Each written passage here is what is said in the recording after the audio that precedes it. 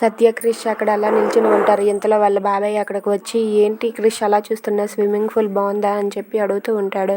అది విని క్రిష్ అయితే, స్విమ్మింగ్ పూల్ బాగుండడం ఏంటి, ఎప్పుడు అలానే కదా ఉంటుంది, కొత్తగా అడుగుతున్నావేంటి బాబాయ్ అని చెప్పి అంటూ ఉంటాడు.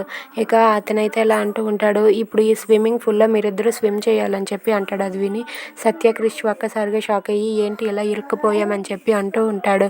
ఇంతలో అక్కడ ఉన్న వెయిటర్ అయితే వచ్చి సత్యని ఎలా పక్కకు నెట్టేస్తూ ఉంటాడు. ఇక సత్య అలా కాలు జారి స్విమ్మింగ్ పూల్లో పడిపోతుంది. అది చూసి సత్య అయితే అమ్మో అమ్మో అంటూ నాకు ఈత రాదంటూ గట్టిగా అరుస్తూ ఉంటుంది. అది చూసి వాళ్ళ బాబాయ్ అయితే, ఏంటి క్రిష్ అలా చూస్తూ ఉన్నావు, వెళ్ళి నీ భార్యను కాపాడు అని చెప్పి క్రిష్ని కూడా ఆ స్విమ్మింగ్ పూల్లో తోసేస్తాడు.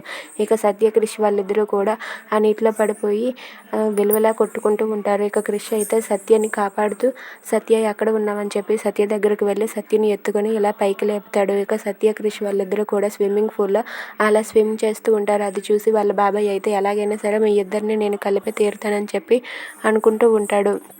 If you like this video please like, share and subscribe. Thanks for watching.